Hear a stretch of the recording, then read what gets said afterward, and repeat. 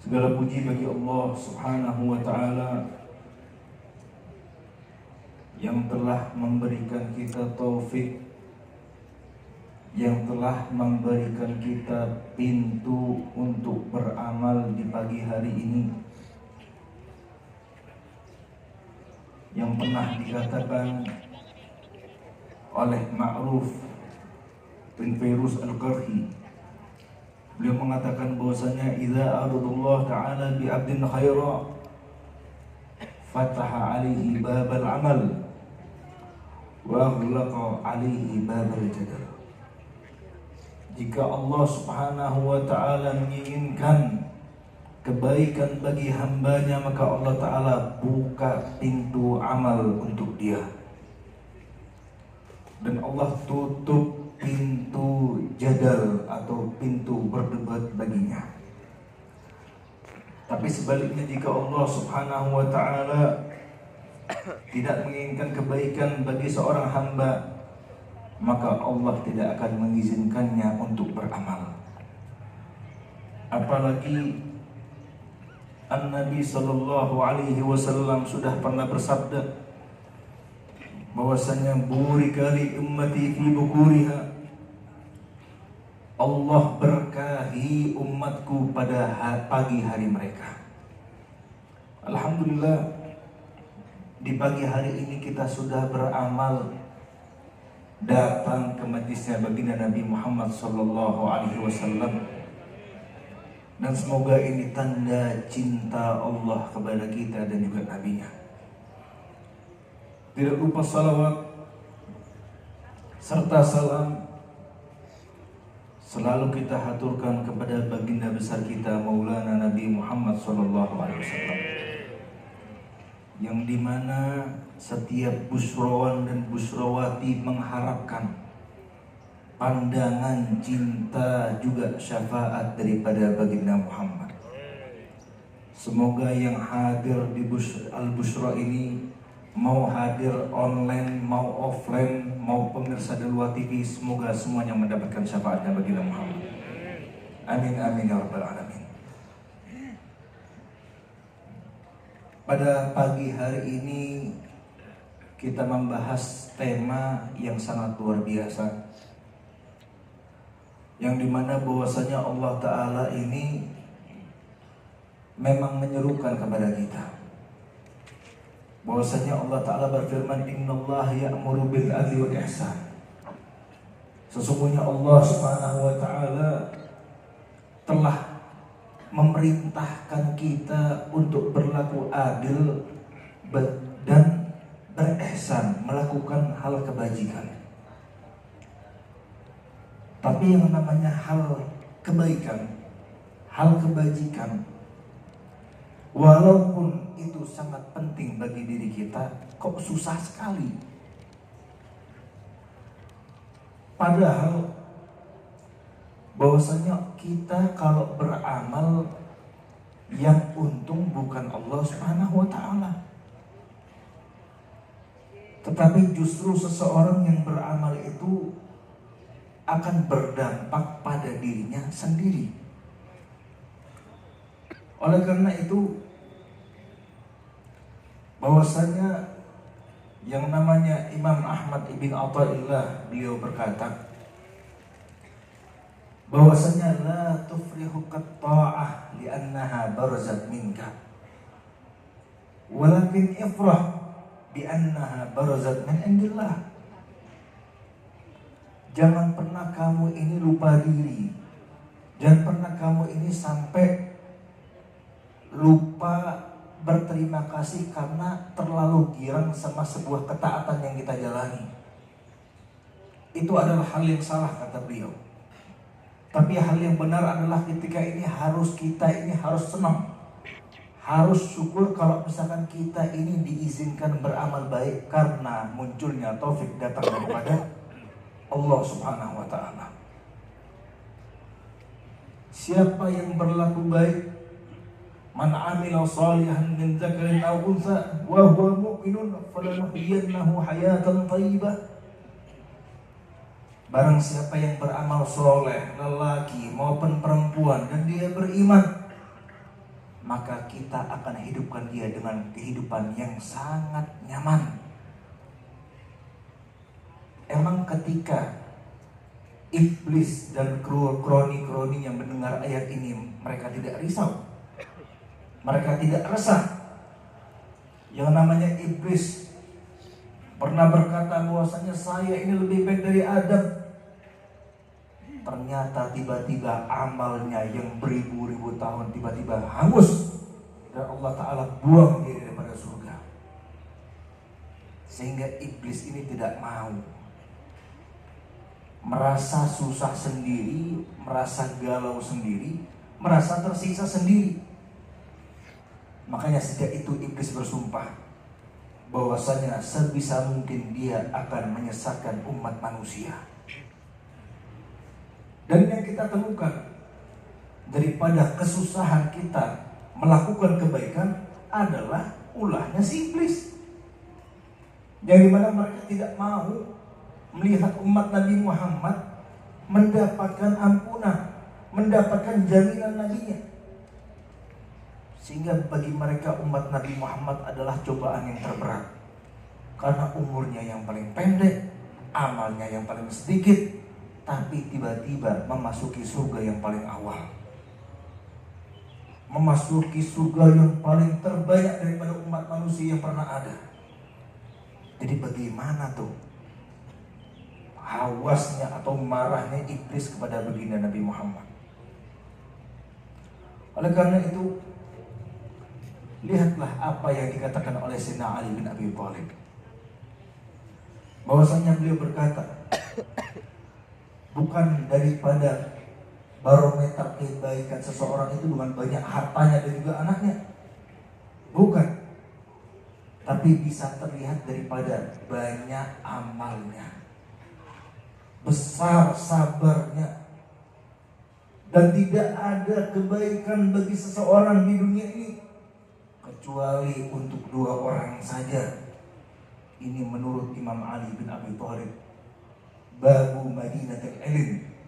Beliau berkata, yang pertama, mereka adalah orang-orang yang berbuat dosa dan ditutup dosanya dengan yang namanya taubat. Bahwasanya Allah sudah menyerukan dalam Al-Quran, jangan pernah nyerah, jangan pernah merasa tersesat, jangan pernah merasa ditinggal sama Allah Ta'ala, karena Allah Ta'ala menghapus segala dosa. Yang kedua, mereka adalah orang-orang alladzina yusari'una fil amal. Mereka adalah orang-orang yang bercepat-cepat untuk beramal baik. Di dalam hadis Nabi bilang, al-ajalah minasyaitan, bercepat-cepat, berburu-buru dalam sebuah amal, dalam sebuah pekerjaan itu daripada setan, kecuali satu, fi maudhi'il amali sholih, di dalam perbuatan baik. Nggak ada yang namanya kejelekan di dalamnya. Ada 5 faktor yang membuat kita ini tidak mau beramal baik, yang artinya masih tertahan untuk amal baik. Yang pertama, lupa sama yang namanya akhirat. Bahwasanya hari di dunia ini sebentar saja, 60 tahun, 70 tahun, 80 tahun paling lama. Tapi kemudian yang cuma 60 tahun saja tiba-tiba mau dibarter sama yang nanti satu hari saja selama 150.000 tahun di dunia.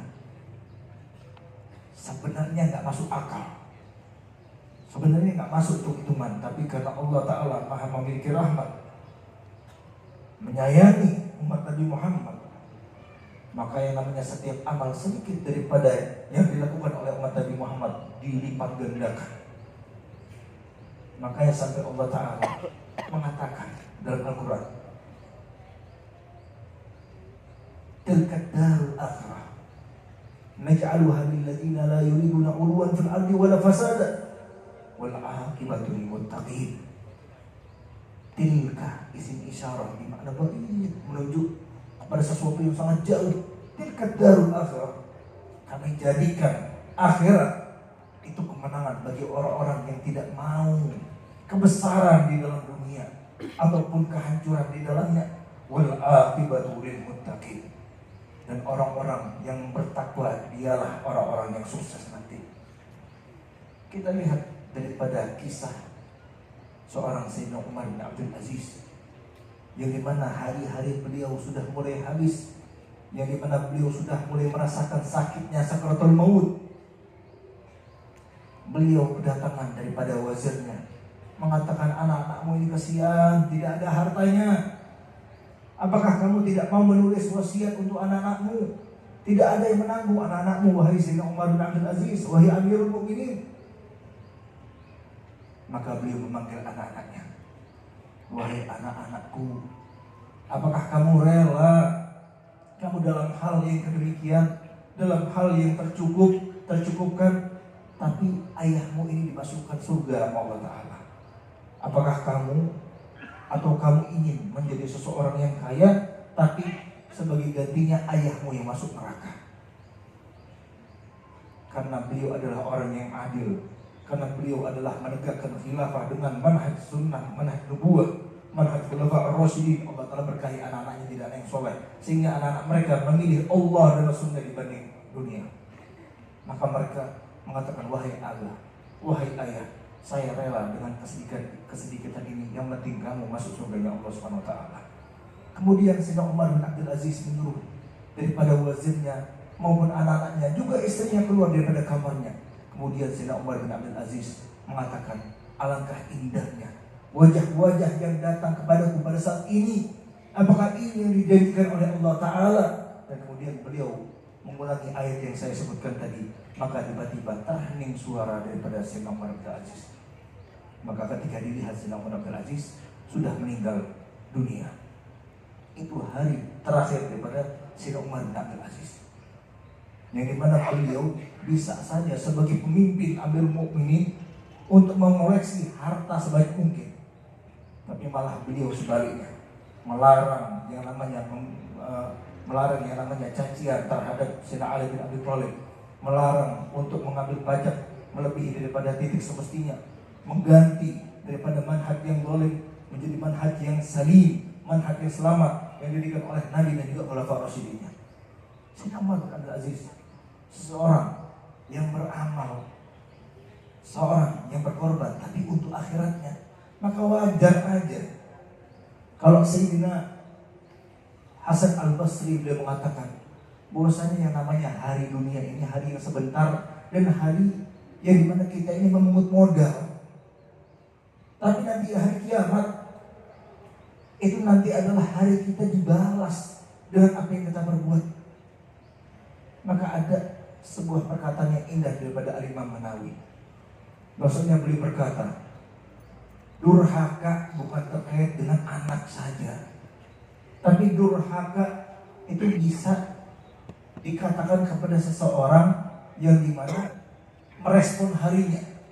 Contohnya, seseorang itu akan dikatakan orang yang berbakti kepada harinya jika pada saat itu dia ingin menunaikan wajibnya, memberikan haknya, memberikan hak manusia yang terkait dirinya, maka itu dikatakan manusia yang berbakti kepada harinya.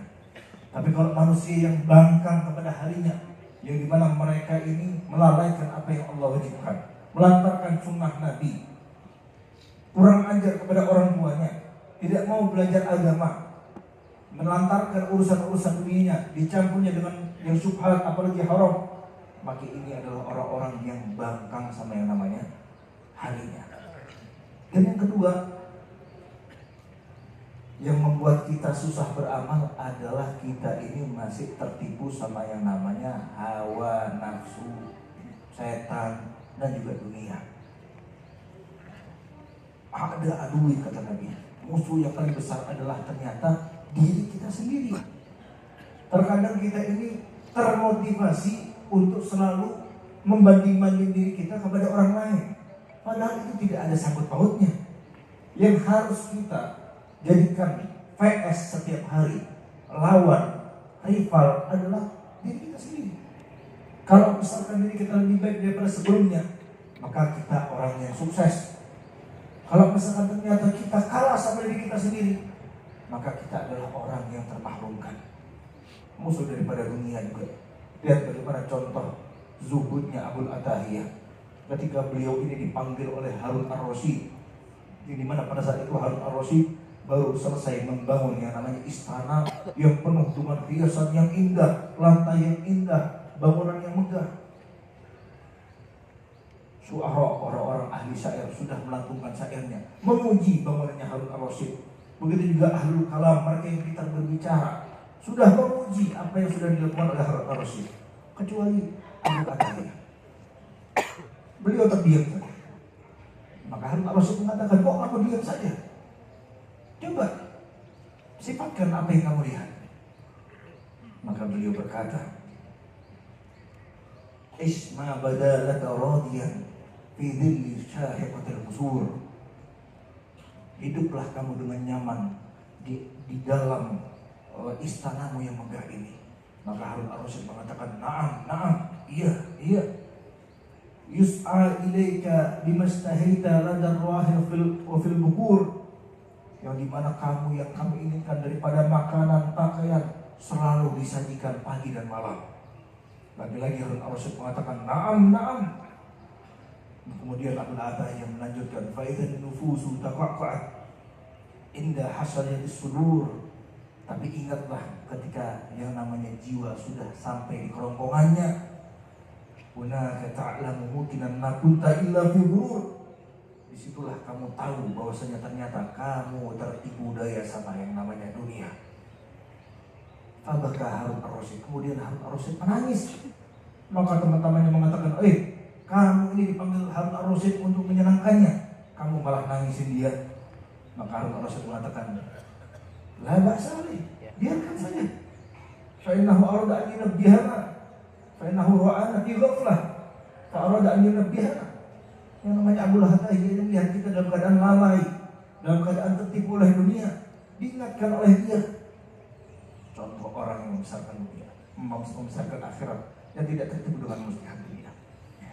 Yang ketiga, yang membuat kita susah beramal adalah kita selalu meremehkan amal-amal kecil. Sedangkan yang namanya likulli ma'rufin sadaqah, bahwasanya yang namanya setiap kebajikan adalah sedekah atas diri kamu sendiri.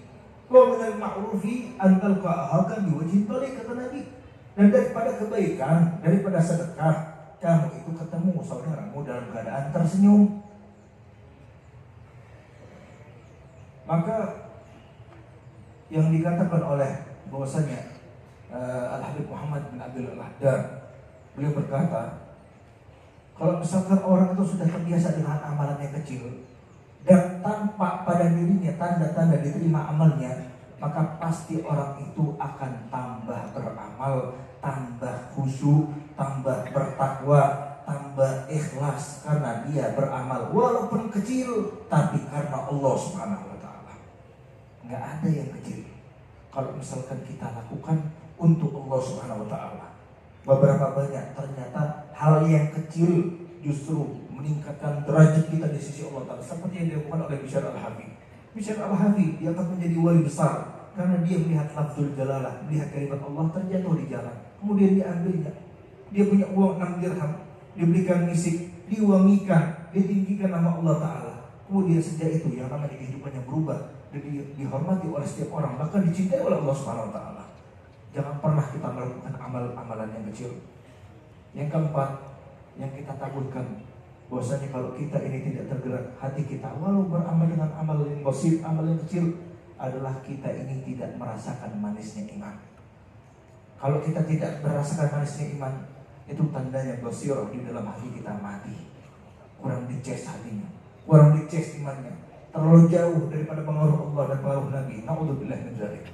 Yang terakhir adalah karena kurangnya ilmu dan kurangnya circle yang baik. Kurangnya ilmu dan kurangnya circle pertemanan yang baik. Seseorang jika dia punya sedikit ilmu, maka dikhawatirkan hidup dalam keadaan selamat. Ingat, kita ini hidup tidak sendiri. Kalau kita sebagai istri, kita punya suami. Kalau kita sebagai suami masih punya istri dan punya anak-anak, dan kalau kita ingin menyelamatkan mereka, harus kita suguhkan dengan ilmunya baginda Nabi Muhammad SAW. Semoga dari kita ini dijadikan oleh Allah Subhanahu Wa Taala yang diberikan taufik. Ya Allah, berikanlah kita taufik untuk beramal. Ya Allah, jauhkanlah rasa malas, rasa bosan, rasa ketidaksukaan kepada akhirat. Ya Allah, dekatkanlah akhirat kepada hati kita. Jauhkanlah dunia daripada hati kita. Dekatkanlah kemanfaatan dunia tapi tidak cinta kepada dunia. Ya Allah, jadikanlah kita hamba-hamba yang panjang umur tapi banyak amalnya. Rabbana atina fid dunya hasanah wa fil akhirati hasanah wa qina adzabannar. Wa sallallahu ala sayyidina Muhammadin walhamdulillahi rabbil alamin.